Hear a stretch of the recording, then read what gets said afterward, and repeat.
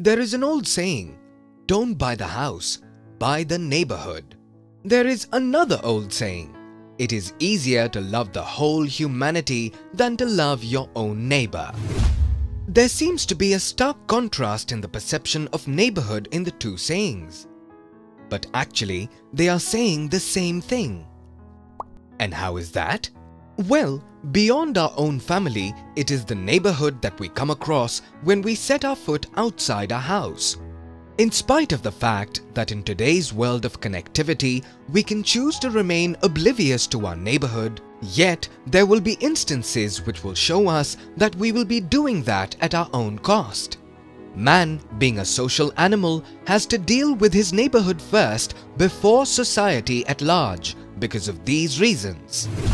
Neighborhood is our immediate support system, and at the same time, it needs management of shared community resources, which is a challenge in itself.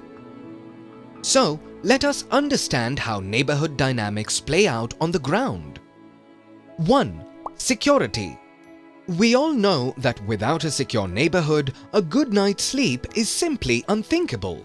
Hence, the local community is generally united in creating mechanisms of guarded gates and surveillance through CCTV cameras to keep a check on any antisocial activity in the neighborhood. 2. Safety.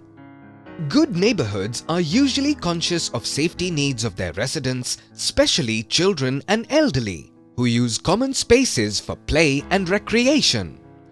3. Resource sharing mechanism. It is common that in a neighborhood, resources such as water, power, and open areas may be in limited supply. Hence, it becomes critical to create a mechanism for a fair share of such resources for all to ensure prevention of conflicts. 4. Common area management. This might include management of parking lots, parks, open areas including their upkeep and beautification.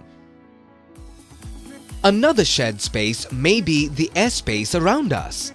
As an example, managing a noisy party in the neighborhood is also a function of common resource management. 5. Community events.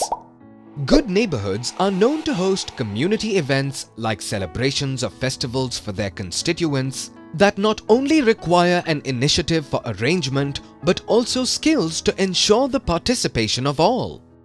6. Disaster management.